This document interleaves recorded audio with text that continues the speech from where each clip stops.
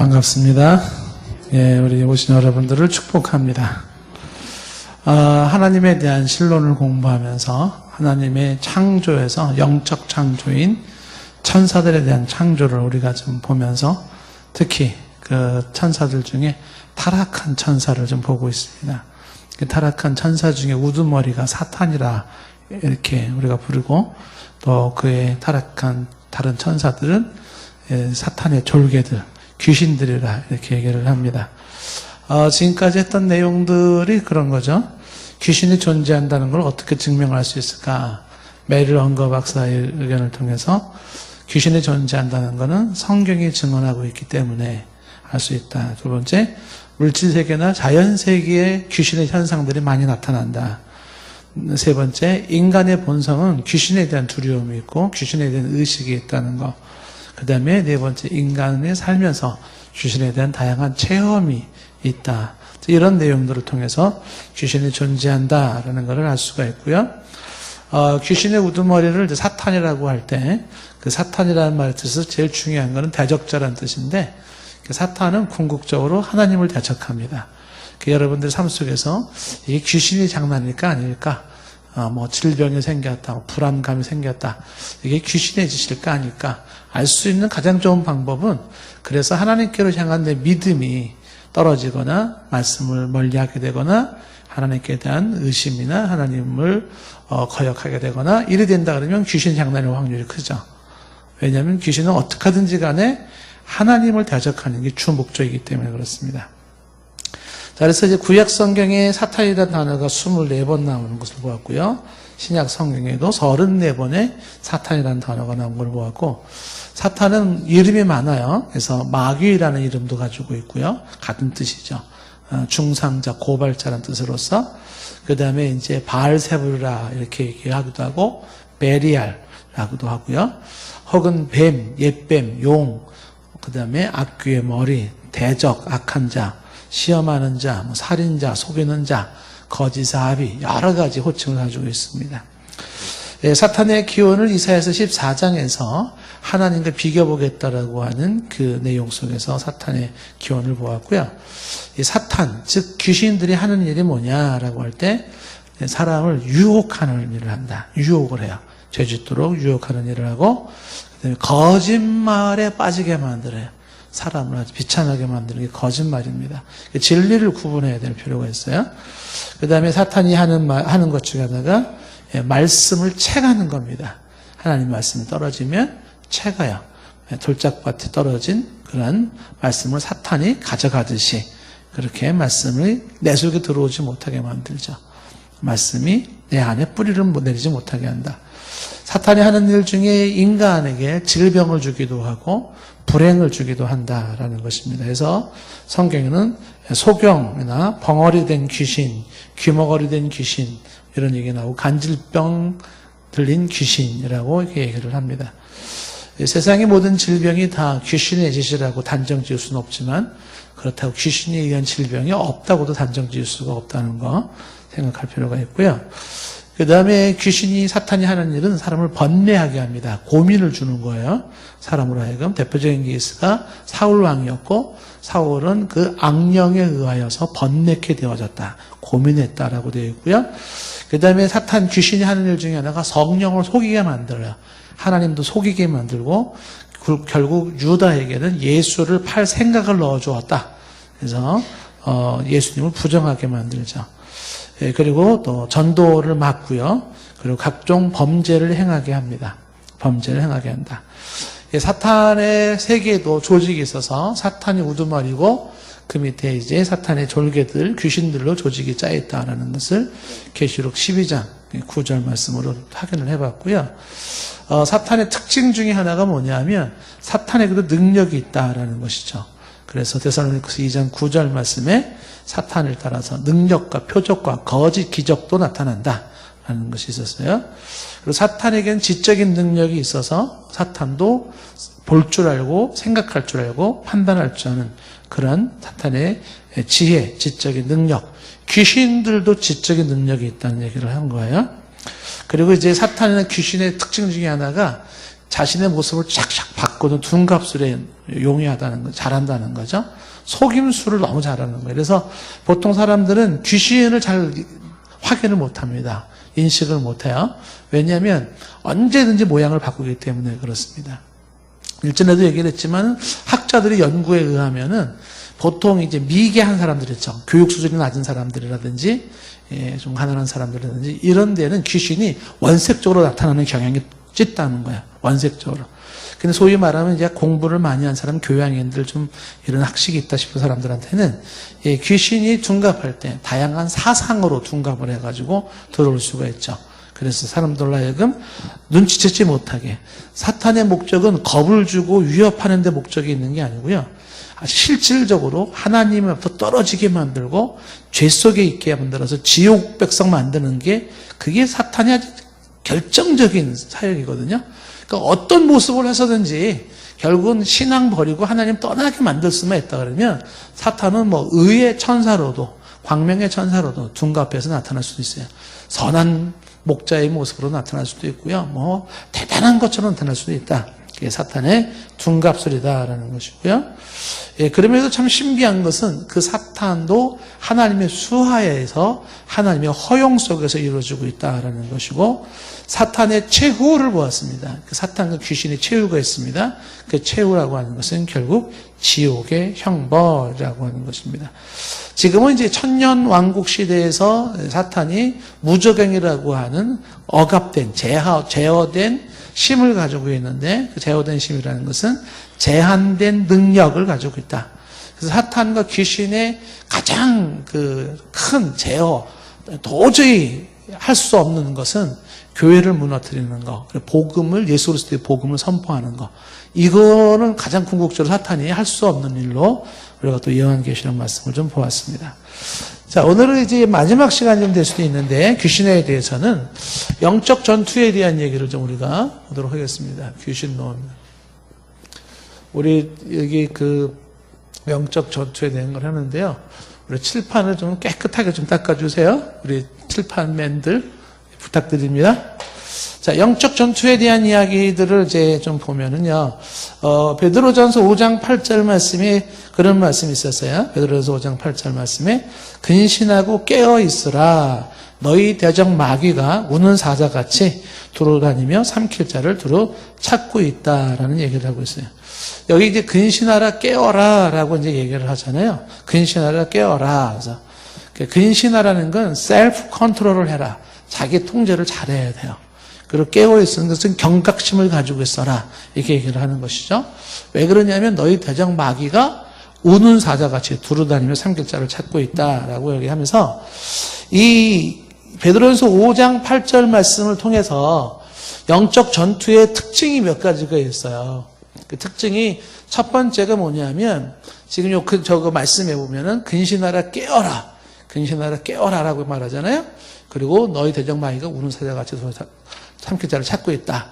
저 말씀 속에 몇 가지의 그 영적 전투의 그 특징이 있는데 첫째는 왜 근신하고 깨어 있어야 될까요? 깨어 있어야 되는 이유는 이 영적 전투는요. 전투에는 휴전이 없다. 지난번에 잠시 얘기했죠. 이 영적 전투에는 휴전이 없다라는 이야기를 저희는 깨어 있어라라고 이제 강조를 하는 거죠. 깨어 있어라. 깨어 있어라. 에베소서 4장 27절 말씀에 나오지만 에베소서 4장 27절의 말씀 보시면은 거기 뭐가 나왔냐면 마귀로 틈을 타지 못하게 하라 이렇게 했어요. 그러니까 깨어 있어라라는 이야기는 틈을 타지 못하도록 하라. 마귀로 틈을 주지 말라. 그게 왜 그러냐면 영적 전투에 휴전했기 때문에. 그러니까 틈만 보이면 어떻게 된다? 삐집고 들어와요. 우리가 생각이 조금만 이렇게 방심을 하고 있거나 좀 이렇게 느슨해지면 뭐 여지없이 들어옵니다. 그러니까 마치 그 어떤 그 오염된 공기가 혹은 오염된 물이 틈만 있으면 들어가는 것과 똑같은 거예요. 왜 성공하는 사람들이 범죄율이 높냐 하면 일이 잘 풀리는 사람들이나 성공하는 사람들이 범죄율이 높아요. 타락할 확률이 높아요. 이유는 왜 그러냐면 방심이에요. 틈을 보이기 때문에 그래요. 그러니까 내가 이쯤 성공했으면, 내가 이쯤 됐으면 그러면서 스스로가 자기 자신이 깨어있지 못하고 그냥 경성하지 못해요. 그게 이제 성공한 사람들이 그 다음에 뭔가 업적을 이룬 사람들이 가지고 있는 방심입니다. 그 교만이기도 하고. 그러면 내가 이렇게 높은 위치에 있으니까, 내가 이렇게 성공했으니까 사탄이 그러면 좀 봐줄게요. 뭐 적당히 그렇게 하셔도 뭐 그냥 봐줄게요.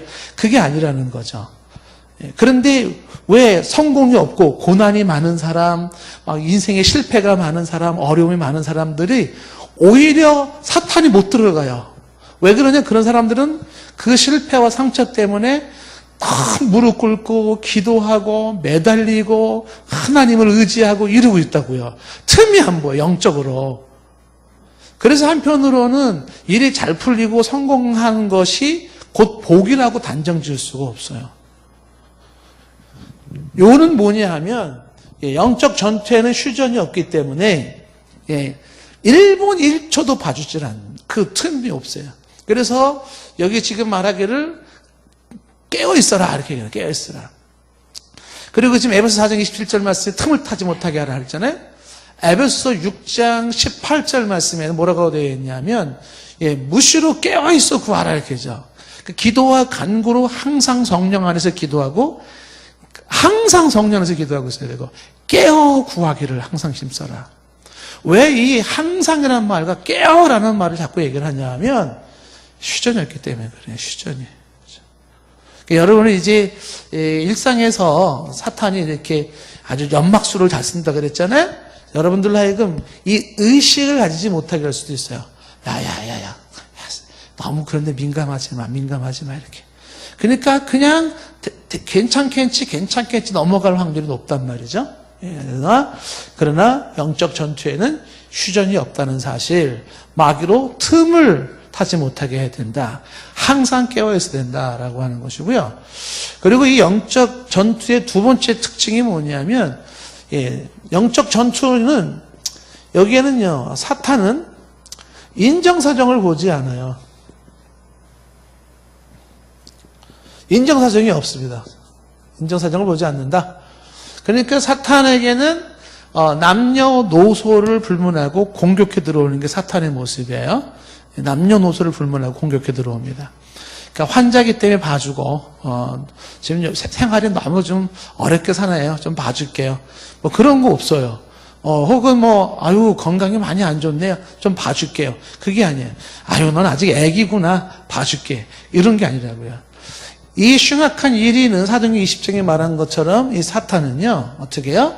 두루 다니면서 어떻게, 제자들을 갖다가 그 영혼을 끄집어내고 잡아먹으려고 하는. 지금 좀 전에 얘기했던 평경 표현대로 말한다면, 우는 사자와 같이 삼킬 자를. 지금 사탄은 배고파요. 배가 고파가지고 먹잇감만 있으면 잡아먹으려고 한다고. 먹잇감만 있으면. 거기에는 봐주는 게 없다. 그 누구도 봐주지 않는다. 그렇죠. 이게 무슨 얘기냐면, 이 영적 전투에는 있잖아요. 이거는 대상에서 예외될 사람이 없어요. 그래서 이 영적 전투라고 하는 것은, 영적 전투는요, 선택이 아니에요. 필수예요. 그러니까 이건 내가 선택하고 내가 거부하고 이 문제가 아닙니다. 그러니까 모든 사람은 누구나 언제든지 어디서든지 뭐를 해야 되냐면 영적 전투를 해야 됩니다. 귀신과 싸워야 되고 사탄과 싸워야 됩니다. 그래서 이거는 선택사항이 아니라 필수사항이다. 그렇기 때문에 어차피 싸워야 됩니다. 그래서 지느냐 이기느냐예요. 끌려가느냐 아니면 안 끌려가느냐. 내가 쫓아내느냐 아니면 내가 거기에 묶여서 가느냐. 사탄은 귀신은 우리로 하여금 죄 속에 묶어놓고 그리고 그 죄 아래서 하나님을 떠나게 만들고 궁극적으로는 그 영혼을 지옥으로 가게 하고자 하는 것이 목적인데 그 치열함이 있어서 사람을 가리지 않는다. 그래서 모든 사람은 누구나 다 영적 전투를 해야 된다는 거죠. 여러분이 아주 사랑하고 아주 귀히 여기는 그 예쁜 토끼 같은 자식도 영적 전투를 해야 되는 현장에 있는 거예요. 그렇게 가열인 요 조그만 요게 무슨 아닙니다. 걔는 지금 어디에 있냐 하면 전쟁 중에 있어요. 전쟁 중에. 뭐 지금 뭐 6.25 전쟁 같이 폭탄이 날아가고 무슨 뭐 비행기가 뜨고 그런 전쟁보다도 더 심각한 전쟁, 영적 전투의 전쟁이 있어요. 그 아이들이 트는 TV에서, 아이들이 하는 게임에서, 아이들이 보는 주변 사람들의 모습 속에서 이미 사탄은 어떻게 하든지 아이도 상관없어요. 들어가서 공격을 하려고 한다. 영적 전투에는 바로 이거는 이제 선택이 아니라 필수다라는 것이고요. 그 다음에 이 영적 전투라고 하는 거는, 영적 전투는 지난번에 얘기했지만, 영적 전투는 이건 생각보다 심각해요. 사람들이 생각하는 것보다 훨씬 더 실제적이고, 사람들이 생각하는 것보다 훨씬 더 치명적입니다.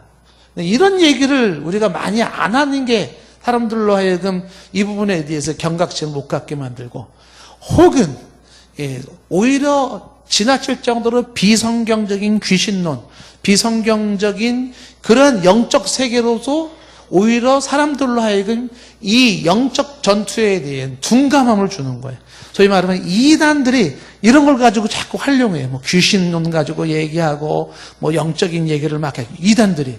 거기에서 이제 사람들은 뭘 생각하냐면 싸잡아서 귀신은 그건 허무맹랑한 이야기, 혹은 뭐 영적 전투는 뭐 그건 뭐 이단들이 하는 소리, 이렇게 만드는 것도 사탄의 전술인 거예요. 그러니까 진정한 사탄의 영적 전투가 있었는데 그런 모습들을 가려서 둔감하게 만들고 문제의식을 크게 못 갖게 만들어요. 그러나 영적 전투는 굉장히 실제적이고 생각보다 심각하고 생각보다 굉장히 무섭다는 것입니다. 이걸 우리가 알아야 한다는 것이고요. 영적 전투의 제1 타겟은 크리스찬이에요. 그러니까 제일 이 사탄과 귀신이 공격하고 싶은 게 누구냐면 크리스찬입니다. 예수 믿는 그 순간부터 그 사람은 사탄의 공격, 귀신의 공격 타겟이 되어버립니다. 직접적으로 침투해 들어오지는 못해요. 크리스찬은 예수의 영이 거하시기 때문에. 그렇지만 앞에서 얘기한 것처럼 유혹을 하는 거죠. 너의 의지로 죄를 짓게 만드는 거예요. 그래서 달콤하게 미끼를 던져놓고서 나로 하여금 내 의지를 가지고 사탄이 원하는 것을 하게 만든단 말이죠. 그래서 타겟이 크리스찬이다.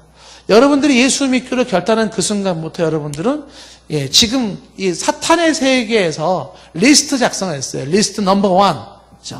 이 양반 예수 믿기로 시작했다. 공격해라. 지금 영적인 하나님과의 어마어마한 천상의 그 전투의 현장 속에서 지금 크리스찬들을 어떻게 하든지 끌어내야 됩니다. 교회에서 신앙생활을 잘하고 있는 사람들을 신천지에서 끌어나가려고 하는 그런 것보다도 더 심각한, 그것도 한 방법일 수 있을 거예요. 정상적인 신앙생활을 못하게 만드는 모습이 얼마든지 있을 수가 있다라고 하는 것입니다.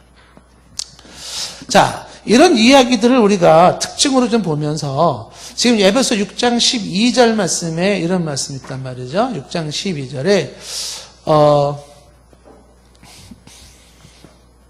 11절부터 보시면 11절에 마귀의 간궤를 능히 대적하기 위하여 하나님은 전신갑주를 입으라 라고 말을 하면서 마귀의 간궤, 간사하고도 아주 그 교활한 그런 그 모의가 있죠. 모의.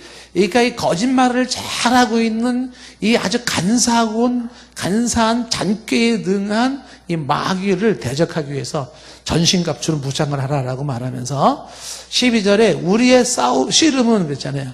씨름이라는 게 싸움이에요. 전투. 우리의 전투는 혈과 육을 상대로 하는 그러한 상대가 아니다. 그럼 누구랑 우리가 싸워야 될 것이냐? 진짜 싸워야 될 거는요, 통치자들이라 했잖아요. 정사라고 그래서 다스리는 자예요. 이 다스리는 자가 세상을 다스리고 있는 자예요. 그 오늘날의 세상 풍속을 따라가지 마라, 뭐 세상 유행을 따라가지 마라, 자꾸 얘기하는 게 뭐냐면 세상의 공중의 권세 잡은 자, 통치자가 있다고요. 이것이 어떤 그 막시즘, 네오막시즘 뭐 이런 표현들을 많이 쓰지 않습니까?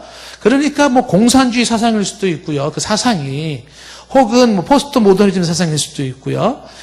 혹은 뭐 다양한 여러 사상들을 가지고서 그게 뭐냐면 세상을 다스리고 있어요. 그러니까 이 성경적인 가치관을 정립하지 못하면 분별이 안 되죠.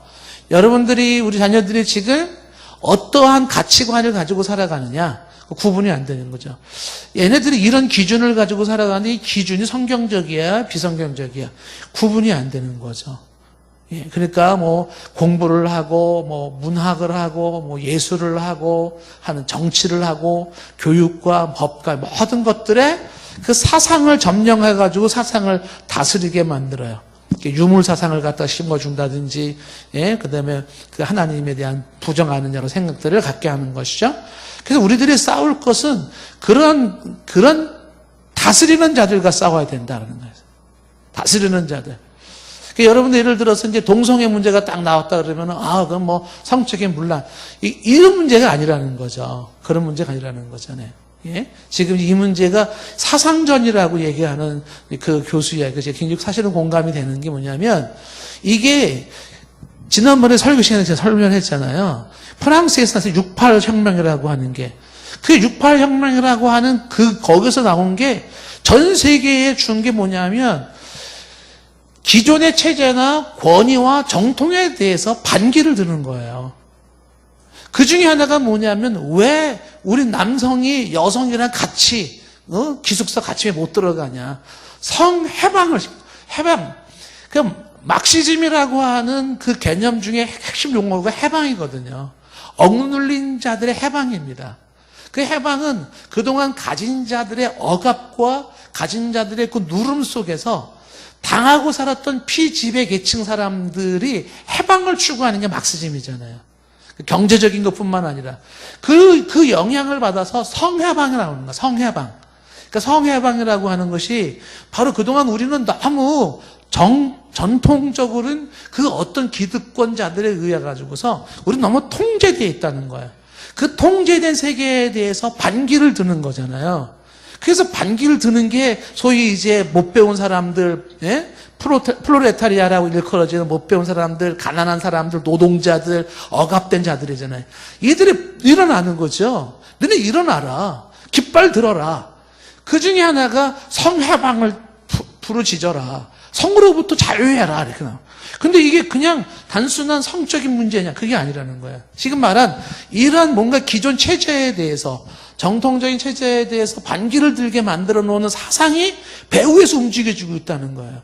그 중에 하나가 아까 말한 공산주의라고 하는 것이 사상 중에 하나가 그 사상이고, 그 다음에 포스트 모더니즘 사상이 이제 그런 사상들이고, 유물론 사상이 그런 사상들이고, 그러니까 수많은 사상들이 들어오는데 그런 것들이 공중의 권세 잡은 자 이 사탄에 의해서 지금 만들어지고 있다는 거잖아요.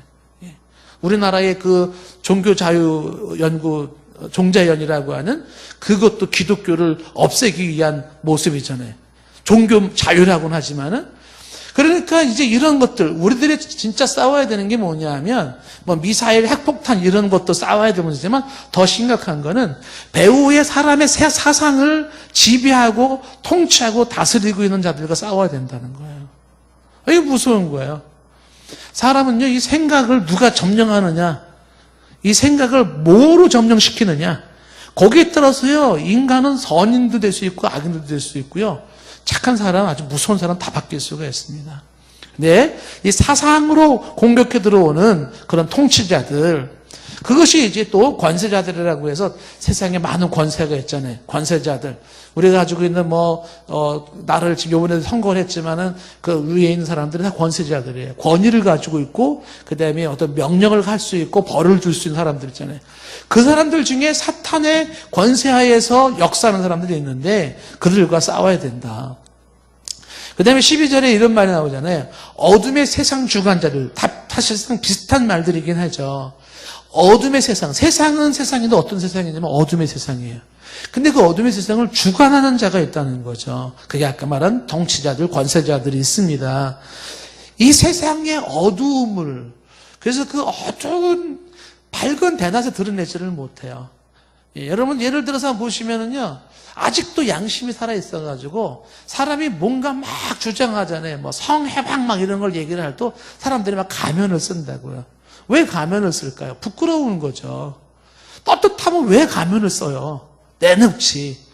그러니까 어둠 속에서는 이루어질 수 있는, 빛 속에서는 안 돼요. 남이 보면 안 돼요. 그 보이지 않는 곳에서 안 보는 데서 할 수 있는 그런 게 바퀴벌레 같은 그 역할을 그렇게 주장하는 게 사탄이잖아요. 사탄은 떳떳하지 못해요. 그래서 숨어서 몰래 하게 만들잖아요. 그런데 그게 바로 이제 어둠의 세상을 주관하는 자들이에요. 그 싸움을 해야 된다. 이게 뭐냐면 영적 전투를 얘기를 하고 있는 거죠. 그리고 하늘에 있는 악한 영들이라 그랬어요. 하늘에 있는 악한 영들. 그 악한 영들의 세계가 있는데 그들과 상대하라 라고 하는 것입니다. 지금 여기 그 12절에서 강조하고 있는 것은 뭐냐면 우리의 인생은 우리의 사회도 그렇고 국가도 그렇고 역사도 그래요. 진정한 싸움은 눈에 보이는 싸움이 아니라는 거죠. 더 심각한 싸움은 눈에 보이지 않는 싸움이에요. 싸움은 육적인 싸움이 아니에요. 더 심각한 싸움은 영적인 싸움이라는 것이죠. 현상적인 싸움이 아니라고 하는 것입니다. 보이지 않는 곳에서 영적인 치열한 싸움이 있다는 것이. 그 싸움을 싸워야 된다는 것입니다. 사람과의 싸울 문제가 아니고 그 사람 배후에 있는 악한 영과 싸워야 할 문제들이 대부분 있다는 거죠. 일이나 문제 속에서 싸워야 할 것이 아니라 그 배후의 역사나 악한 영과 싸워야 한다는 것이에요. 누군가가 앞에서 보여지는 그 현상, 그 사람, 사건, 일, 이것 자체가 아니라 그 배후에서 이걸 조종하고 있는, 역사하고 있는, 주장하고 있는 그 배후에 보이지 않는 힘, 그 세력, 그걸 싸워야 된다. 그 귀신에 대한 얘기를 할 때 이제 보통 지난번 말한 것처럼 무당에 말하는 귀신 다르고 불교에서 말하는 귀신이 다르고 기독교에서 말하는 귀신이 다르고 혹은 자연과학을 하고 있는 분들이라든지 뇌나 어떤 그런 정신의학을 하시는 사람들이 생각하는 귀신이 다 달라요. 귀신에 대한 얘기가 다 달라요. 근데 공통된 점이 있어요. 그게 뭐냐면 보이지 않는 힘이 있다는 겁니다. 그 것이 무엇이라고 설명이 안 돼요. 그런데 도저히 설명할 수 없는 보이지 않는 그 어떤 힘. 지난번 설명했지만 대표적인 사람이 스캇 팩. 예? 아직도 가야 할게. 그분도 크리스찬이 아니었다가 수많은 사람들 정신상담을 하면서 그분이 깨달은 게 뭐냐면 보이지 않는 그 어떤 힘이 있다는 걸 알게 되었어요. 그 과학적인 이론만 가지고 정신치료를 못해요. 이 스캇 팩이. 그래서 이 사람은 종교를 갖게 되는 그래서 자신은 딱히 제가 보기에는 크리스찬은 아니에요. 근데 크리스찬이 되고 싶은 사람이에요. 아직 예수 그리스도를 인격적으로 만난 사람은 아닌데 제가 봤을 때 그 사람은 근데 자신은 이 보이지 않는 그 힘이 성경에서 말하고 있는 그런 영적인 세계라고 인식을 하는 거예요. 근데 그 부분에 대해서는 이 사람이 성경 공부를 못했거나 이제 신학을 배우지 않았기 때문에 감을 못 잡는데 어디까지는 왔냐 하면 보이지 않는 힘은 있다. 그러니까 모든 종교계나 어떤 이론에서 과학자들까지도 인정하는 게 뭐냐면 그 보이지 않는 어떤 힘에 의한 역사가 있다는 겁니다. 그럼 그 보이지 않는 힘이 뭘까요? 그게 귀신의 힘이고 성령의 힘이고 다양한 힘의 역사가 있다라고 하는 것입니다. 그래서 아무리 확실하게 어떤 인간적으로, 인위적으로, 과학적으로 뭔가를 처리했었어도 그래도 뭔가 대책이 안 서요. 그리고 과학적으로, 이론적으로는 도저히 안 되는 문제인데 되는 문제들이 너무 많아요. 설명이 안 되는 거죠. 뭔가 보이지 않는 그 어떤 작용하는 메커니즘이 있는 거예요. 자, 이런 것들이 있다. 그래서 지금 우리들은 이걸 뭐라고 얘기하냐면 영적 전투라고 보는 거예요. 그래서 우리가 살면서도 놓치지 말아야 되는 것은 사람과 사람 사이의 배후에도 뭐가 있다? 영적인 파워가 있어요. 어쩌면 부부지간에도 부부 사이에 영적인 어둠의 세력이 정사와 권세를 가진 이 세력이 부부 사이를 그렇게 힘들게 만들 수도 있어요. 만들 수 있습니다. 우리가 지난번에 잠시 보았지만 고린도전서 7장 5절 이번 주일에 우리가 이제 볼 말씀이기도 하지만은요. 부부가 분방하지 말라. 왜 그래요? 사탄이 너희를 시험하지 못하게 하기 위해서라고 얘기를 하잖아요. 사탄이 시험을 못하게 분방하지 말라는 거예요. 그 부부 사이에서도 사탄이 들어오면 어떻게 돼요? 사탄이 들어와서 충돌을 일으킬 수가 있습니다. 어떤 문제들을 바라볼 때 문제 이면에서의 그런 모습들을 우리가 볼 필요가 있다. 그렇다면 이제 오늘 이 전신갑주를 이야기하면서 강조하는 게 뭐냐면 전신갑주를 입으라는 거예요. 전신갑주. 이 영적 전투에 나가려면 전신갑주를 해요. 군대 갔다 온 사람들은 아지만 전투에 나가려면 그냥 맨몸으로 나가는 게 아니에요. 이 무장을 해야 됩니다. 이 방탄 모자 써야 되고요. 방탄 모자. 하이바라고 예전에 막 그랬잖아요. 예전 철모였어요, 철모. 근데 이제 지금은 저희 때만 해도 이제 방탄 모자가 있어서 총알이 뿅! 머리 들어오면은, 정면으로 공 딱 맞지 않는 핑! 피어져 나가죠. 방탄 모자 써야 되고, 방탄 조끼 입어야 되고요. 그 다음에 허리띠에다가 이제 대검, 수통, 그런 것들, 탄창 차야 되고, 워카, 신발 신어야 되고요. 무장을 해야 돼요. 총 들어야 되고요. 이렇게. 그리고 그런 무장을 하듯이 이게 전투니까 전장이기 때문에 영적 전투에도 전신갑주라고 하는 특공 용사들이 갖는 것처럼 이게 뭐예요? 전신갑주를 딱 입어야 된다는 거죠. 그러면 어떤 걸 입어야 되는가라고 하는 걸 이제 볼 때 오늘 말씀에 보면 이제 하나하나 얘기를 하고 있죠. 자, 14절 말씀에 13절은 전신갑주를 취하라 이렇게 얘기를 하고요. 그래서 이제 너희가 악한 그 날에 너희가 능히 대적을 하고 모든 일을 행원에 서기 함이라. 14절에서 먼저 서서 진리로 너희 허리띠를 띠라 하는 거죠. 전신갑주 첫 번째가 뭐냐면 진리의 허리띠예요. 진리의 허리띠. 그러니까 우리의 인생에 허리를 묶고 있는 게 있어야 돼요. 그 허리가 묶고 있는 게 뭐냐면 진리가 묶고 있어야 된다는 거죠. 이 진리의 허리띠를 얘기하는 게 허리띠를 다른 말로 쉽게 표현하면 안전띠, 안전띠. 그러니까 내가 어떤 유사시에 나를 보장할 수 있는 안전띠가 있어줘야 된다. 안전띠. 그 안전띠가 진리여야 된다는 거죠. 진리. 예. 여러분 이제 예전에 이제 우리 군대 있을 때 이제 이렇게 산이 이렇게 있으면 산에서 산으로 로프가 이렇게 쭉 연결되어 있죠. 이렇게. 그리고 여기가 막 바위들 투성이만 돼 있는데 그 산 꼭대기에 올라가 가지고서 이제 이 로프를 타고 로프를 타 가지고 쫙 내려가 이렇게 탁 잡고서 쫙 내려간단 말이에요. 예. 여기 올라가 가지고 그 막 부들부들 떨리 산 꼭대기 막 부들부들 떨리잖아요. 그러니까 막 이 조교가 여기서 이렇게 탁 모자 쓴 조교가 선글라스 딱 끼고서 이제 용기를 주느냐고 애인 있습니까? 애인 있습니다. 애인이는 3회 복창과 함께 하가! 그러면 이제 여기서 현수가! 그러고서 막 내려가는 거예요, 이렇게. 왜냐하면 두려움을 없애려고. 그래서 그 옛날에 웃기는 얘기도 있어요. 어떤 병사가 올라갔는데 조교가 애인 있습니까? 근데 아무 소리도 않고 가만히 있더래요. 애인 있습니까? 가만히 있더래요.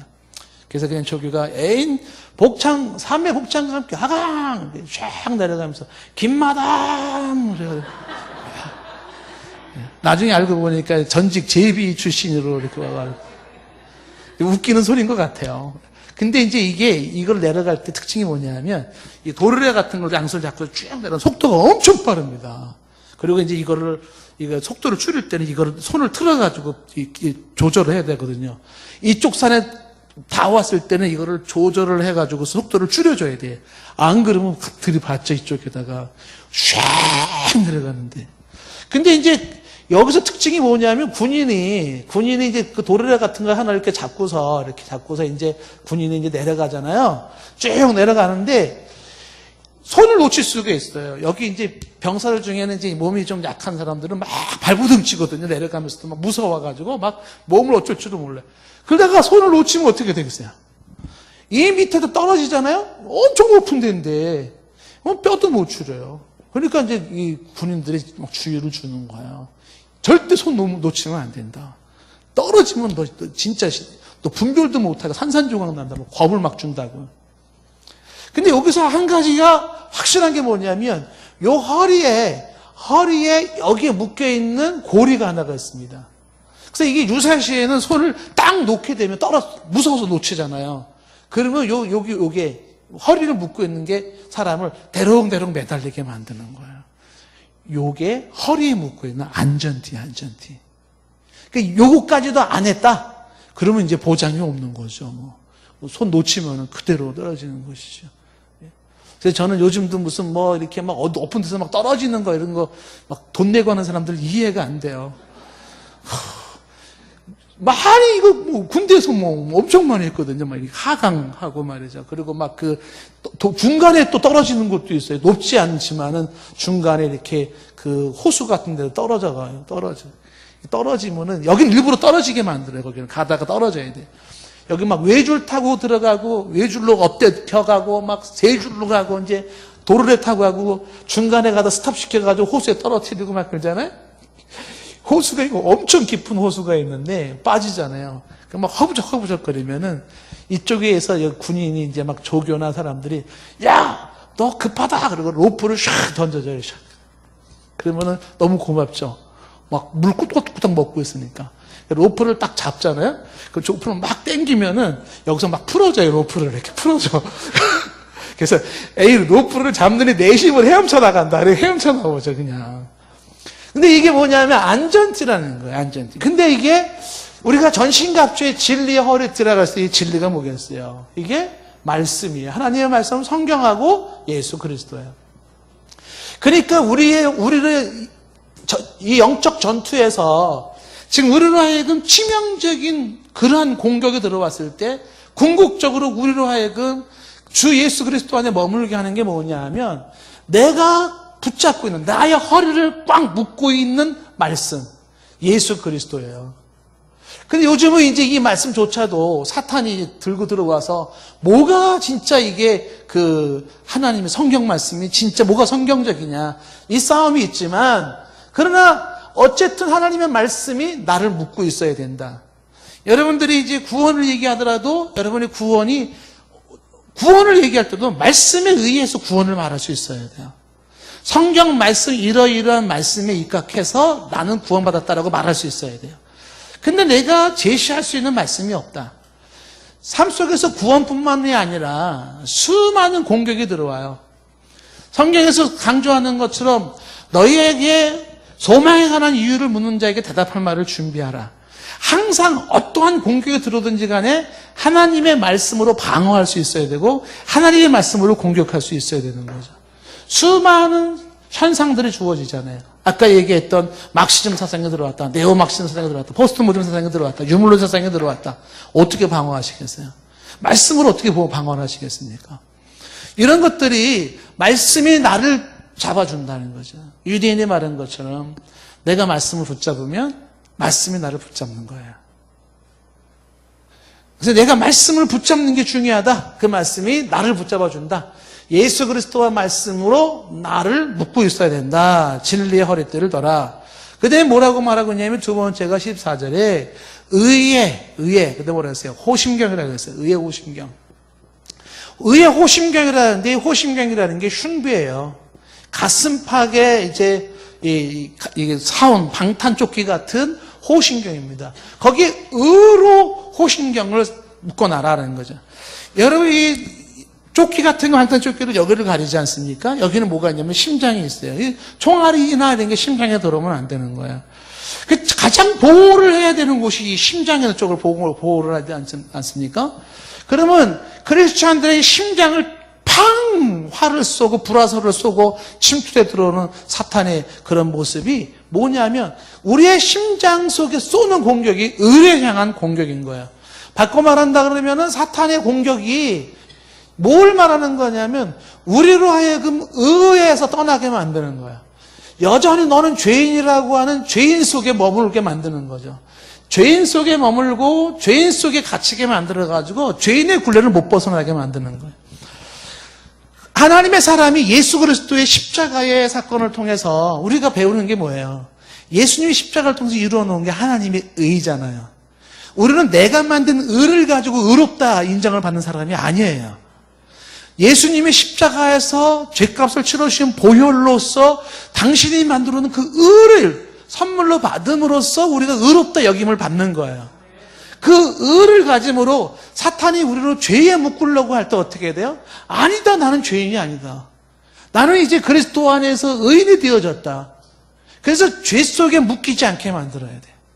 자꾸만 내가 예수 그리스도의 그 의를 가지고 있다 할지라도 연약한 모습으로 또 쓰러지고 넘어져도 다시 붙잡아야 되는 게 뭐예요? 예수 십자가의 그 의를 붙잡아야 되는 거예요.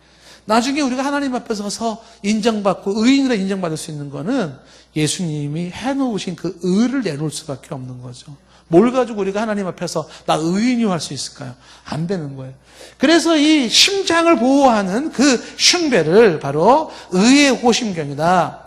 사탄은 죄인으로 죄 속에 묶으려고 한다. 의로 내 심장을 보호해라 라고 하는 것이죠. 그 다음에 뭐를 말하고 있냐 하면 15절 말씀에 평안의 복음의 신발이라고 되어 있어요. 복음의 신발이에요. 복음의 신발. 복음의 신발을 신어라. 그 군유로 말하면 이제 그 워카라고 말을 했잖아요. 워카. 요즘도 워카라 그러네? 군화라 그러나? 뭐라 그러나요? 근데 이게 복음의 신발을 신어라는 얘기예요. 복음의 신발. 근데 이 복음은 무슨 복음이라고 말했냐면 평안의 복음이라 그랬어요. 평안의 복음. 그 복음, 주 예수 그리스도의 십자가의 복음은요, 평안을 주는 복음인데 그 신발을 신는다는 게 뭐냐면 이게 전도입니다. 전도. 그러니까 전신갑주 중에 하나가 뭐냐면 전도하는 거예요. 이 전도는 이게 뭐냐면 전도는 공격하는 겁니다. 공격하는 거예요. 지금 전신갑주 중에는요 다 방어 체제입니다. 방어 체제요. 유일하게 공격력 무기 나중에 나오는 말씀의 검밖에 없어요. 다 방어 체제예요. 근데 그 중에서 이 복음의 신발이라고 하는 전도는 사탄을 향해서 공격하는 거예요.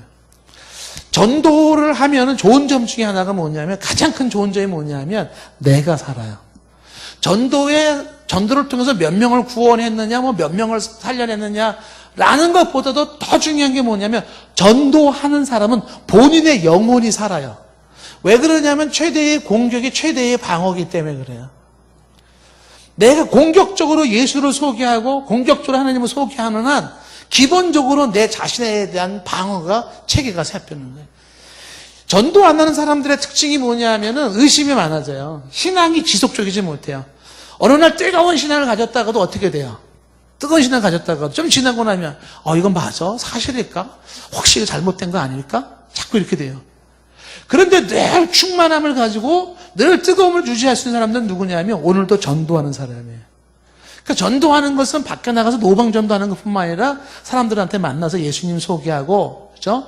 뭐 아이들한테 학생들 교사로서 가르치고 하는 거예요.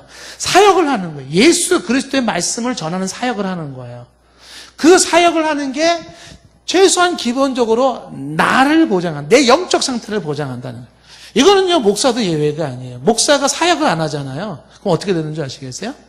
목사도요, 완전히 맥 빠진, 정말, 심 쪽 빠져버려 있는, 지쳐있는 사자의 한 모습을 알아잖아요. 별 볼 일 없어요. 그런데 평신도 중에서, 여러분 중에서 누군가가 열심히 복음 사역을 해요. 복음을 전하고 가르치고 하는 사람이 있다고 가정을 해보세요. 그 사람을 보세요, 여러분. 열심히 복음 전하고 가르치는 사람을 한번 잘 보세요. 영적인 게 반짝반짝반짝 살아있습니다. 근데 흐리멍텅하게 영적인 게 마치 형광등 등불이 꺼져가는 것처럼 약이 닫아가지고 꺼뻑 이런 등불 같은 사람들 보면은요, 사역이 없어. 전도 안 하는 사람들이에요.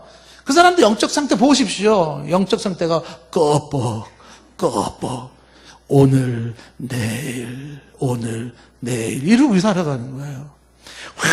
그냥 뿜어내는 빛이 없죠. 근데 뿜어내는 빛, 생기, 어떤 그 열정, 뜨거움, 그런 거는 어디서 나오는 거냐면 전도할 때 복음을 전하고 복음을 가르치고 사역을 하는 거예요. 그래서 여러분들이 나를 위해서 사역하고 나를 위해서 전도한다고 생각하시면 돼요. 여러분 지금 우리 전도하시는 분들 계시잖아요. 한번 잘 보셔요. 전도하러 나가기 전에는 기도하기 전과 비슷해요. 나가기 전에는 어떻게 해요? 되게 전도가 부담됩니다. 또 나가야 되나? 안 나가면 안 되나? 별 생각이 다 들죠. 그래서 수요일날 전도팀이 오면 있잖아요. 전도 목사님이 전도를 늦게 나가도록 시간을 질질 끌어줘. 너무 고마워요. 빨리 나가세요. 그러면 너무 싫어. 전도 목사 너무 싫은 거예요. 그냥 여기서 교회에서 시간을 질질 끌어고 나가서 한 10분만 하고 오세요. 이러면 너무 좋은 거예요. 나가는 게 두려워, 나가는 게. 근데 보세요. 나갔다가 들어온 사람들 얘기 들어보세요. 들어올 때 그 뿌듯함과 그 감동과 그 시원함과 그건 전도 안 해본 사람이 몰라요. 기도하기 전에 막 기도가 짐거리가 되고 막 지루하고 따분하고 막 집에 빨리 가야 되고 그렇잖아요. 근데 기도를 쭉 해보세요. 하고 나면 그 이후에 주어지는 기쁨이 있잖아요. 굉장히 큰 거예요. 이걸 이렇게 비유해도 될까요? 정말 샤워하기 싫고 목욕하기 싫은 거예요. 근데 싫은데 샤워 쫙 하고 거기다가 운동도 하기 싫은데 운동까지 쫙 하고 샤워 쫙 하고 그 이후의 상쾌함은 운동하고 땀 흘리고 샤워해보지 않은 사람은 몰라요. 설경호 집사님, 그렇죠? 누가 알겠어요? 땀 쫙, 처음에는 운동하는 거 너무 싫잖아요. 그냥 집에서 꿈틀꿈틀대고 싶고 눕고 싶고 그러잖아요? 씻는 것도 싫잖아요. 밤새가 귀찮잖아요. 네? 그래가지고 막 나가려고 그러면 머리 감는 것도 여자들은 귀찮잖아요. 어떤 때는 그렇잖아요.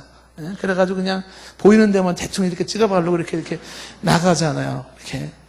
그게 너무 귀찮아요. 근데 샥 씻고 난 다음에 그 통쾌함이 있잖아요. 마찬가지예요. 기도도 그렇고 말씀 읽는 것도 그렇고 전도도 마찬가지. 사탄을 대적하는 방법 중에 하나가 뭐냐면요. 적극적인 전도자가 되십시오. 주변 사람들에게 예수를 얘기하죠. 전도지 가지고 들어오면서 전도지 주시고요. 조그만 거 가지고 오면 전도 주시고 예수 믿으세요. 전도하시는 거죠.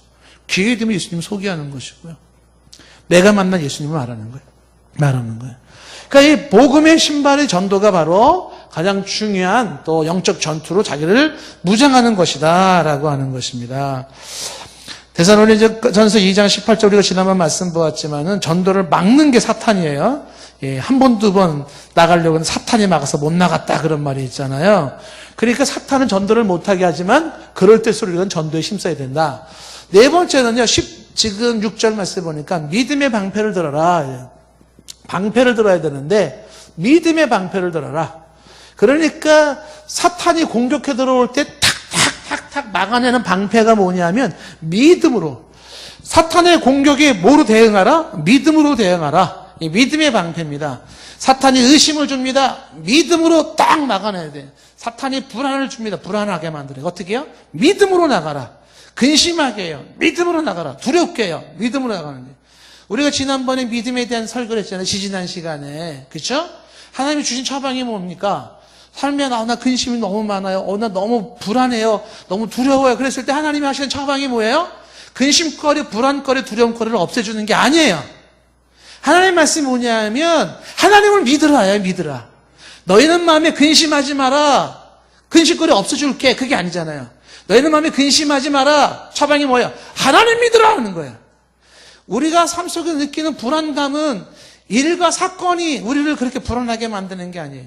우리를 근심하게 하는 것은 내 앞에 있는 일거리들이 그것이 나로 하여금 근심하게 하는 게 아니에요. 두려움은 내 앞에 공격해오는 감당해야 될 이 많은 적들 때문에 두려워지는 게 아니라는 거잖아요. 뭐 때문에 그래요? 믿음이 없어서 그런 거라잖아요. 믿음이 작으면 어떻게 된다? 믿음이 작으면 작을수록 미풍도 태풍으로 여겨져요. 미풍도 태풍으로 여겨져요. 어마어마해요. 건드지 못해요. 믿음이 작으면 작을수록 개미 한 마리가 뭐로 느껴진다? 호랑이로 보여져요. 호랑이로. 견디지를 못하는 거예요. 믿음의 문제. 근데 믿음을 강화시켜 보세요. 태풍이 미풍처럼 느껴지고 호랑이가 개미처럼 느껴지는 거죠. 믿음의 문제는 하나님은 믿음을 키우라고 말하는데 우리가 앞서 말한 것처럼 사탄이 하는 일이 뭐예요? 의심을 주고 불안하게 하고 근심하게 하고 위협을 하고 절망하게 만들고 하잖아요. 그때마다 내가 빡딱 이렇게 방패를 들고 나가야 되는 게 뭐냐면 믿음으로 나가야 돼. 믿음으로 봉사하고 믿음으로 섬기고 믿음으로 사역하고 믿음으로 나가는 거예요. 믿음으로. 이 믿음으로 방패를 가라. 그래서 여러분들의 삶 속에서 키워야 되는 게 믿음을 키워라는 거잖아요. 믿음이라는 것은 겨자씨만한 믿음도 있고 큰 믿음도 있잖아요. 이보다 더 큰 믿음을 내가 본 적이 없다. 너에게 작은 믿음이 있다면 믿음의 대소가 있기 때문에 그런 믿음은 항상 일정하지가 않잖아요. 작았다가 커졌다가 하는 게 믿음의 모습이기 때문에 큰 믿음을 날마다 소유해야 된다. 그래서 큰 믿음을 갖기 위해서 말씀 속에 말씀 피고 기도하고 예배에 임하고 하는 거예요. 그 믿음이 공급하는 에너지가 없으면 말씀의 공급이 없다. 뭐 기도로 공급함이 없다. 뭐 예배는 없다. 그러면 어떻게 믿음이 커져요? 믿음을 키울 수 있는 게 없는데 어떻게 커져요? 그런데 끊임없이 말씀을 피고 말씀을 읽고 말씀을 듣고 기도에 힘쓰고 예배에 힘쓰고 찬송을 부르고 할 때 믿음이 무장이 되잖아요.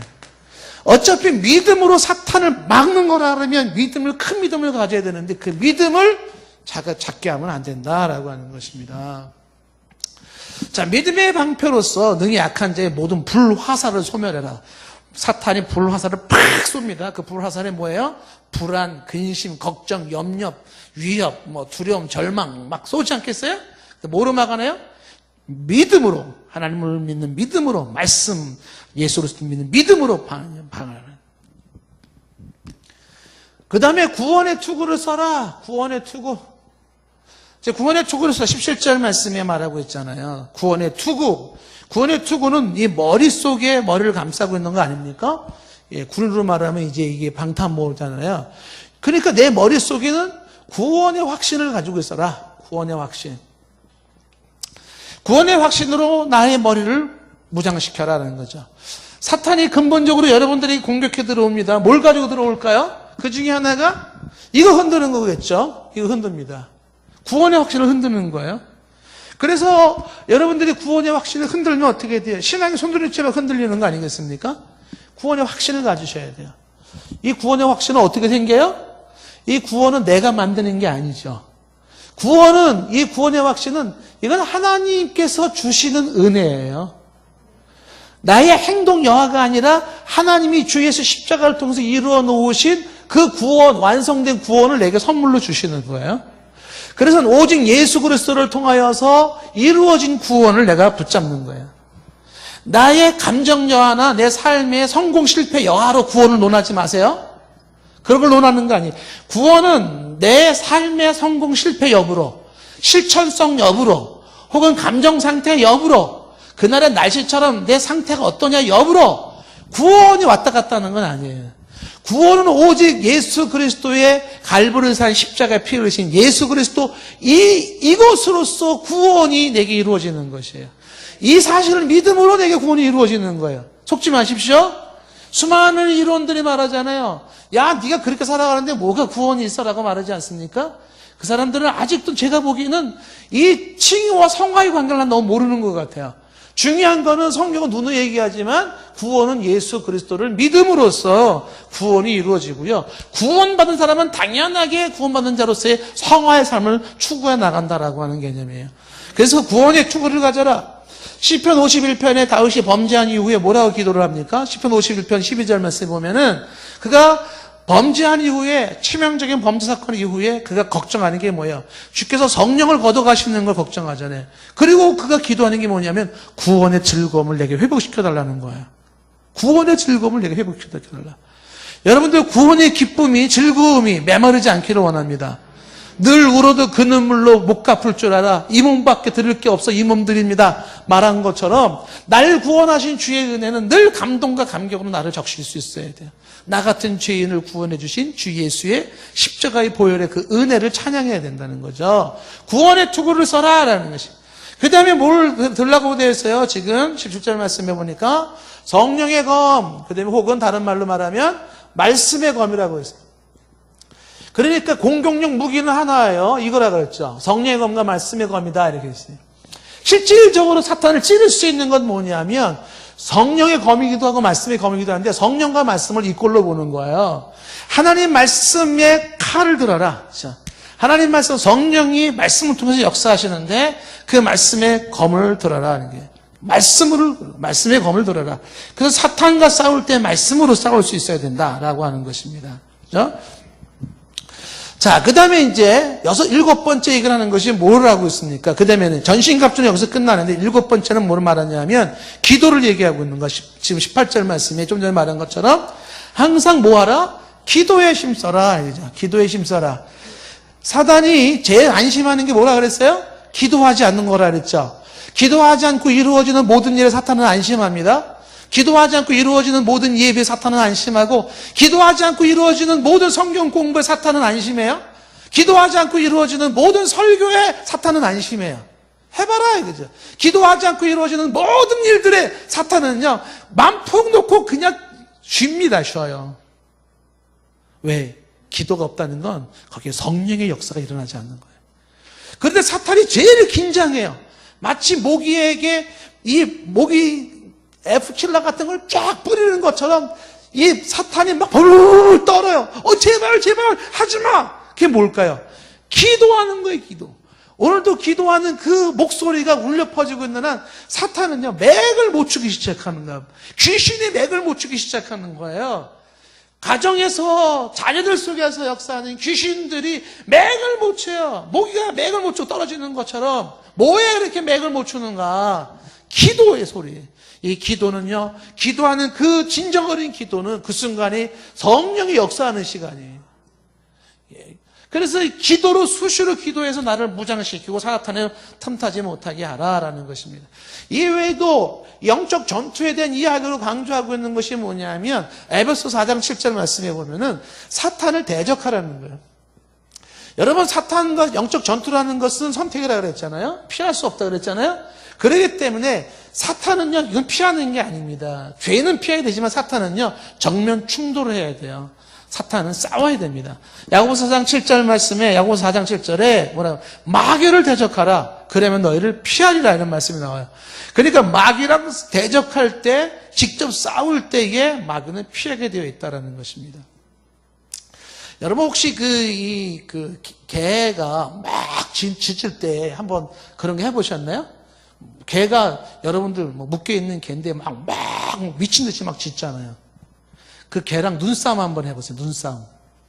같이 딱 째려보세요. 같이. 딱. 그럼 개가 막 짖다가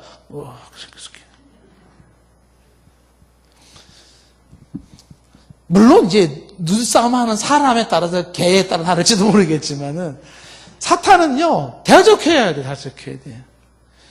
그 마귀를 향해서 두려워하지 마시고 마귀를 향해 대적해서 마귀를 명령을 해야 돼요. 예수의 이름으로, 귀신을 예수의 이름으로 명령하시고 쫓아내시고 물리치시고 대적을 하라라는 것입니다.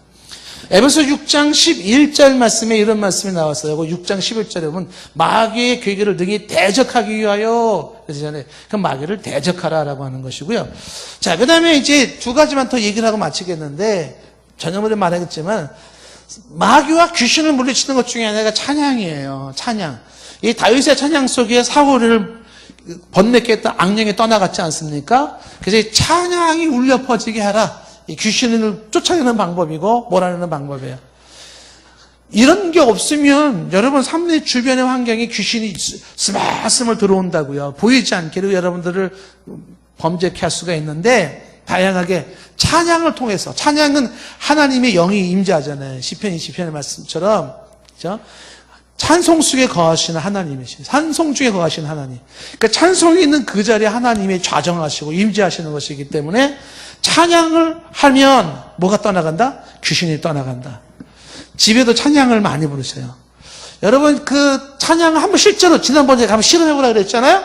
찬양을 한번 해보세요. 그러면 정말 분위기가 달라집니다. 귀신이 왠지 그 찝찝하게 누르는 어떤 그 세력들이 떠나가는 걸 느낄 수가 있을 거예요. 마지막으로 예수의 이름으로 명령하라는 거예요. 예수의 이름으로. 사탄이 제일 무서워하는 건 예수 그리스도입니다. 예수의 이름으로. 예수님이 이 땅에 오신 것은 사탄을 멸하러 오신 것이에요. 그래서 예수의 이름으로 명령하셔서 쫓아내셔야 된다는 거죠. 자, 히브리서 2장 14절 15절 말씀 이제 여러분 집에 가서 보시면 되겠고요. 예수의 이름을 쫓아내라. 자, 제가 여러분 이제 얘기한 거는 지금까지 우리 귀신, 사탄에 대한 얘기를 많이 했습니다. 오늘은 특별히 영적 전투라고 하는 우리의 지금 우리는 전투 현장이 있어요. 지금은 전쟁 중이에요. 전쟁 중입니다. 정신 똑바로 차려야 되고 경성하고 깨어 있어야 됩니다. 느슨하게 넉넉히 있을 상황이 아니에요. 정말 치열한 전쟁의 상태라는 거, 전신갑주를 무장해서 사단을 싸워야 된다는 것입니다. 기도하겠습니다.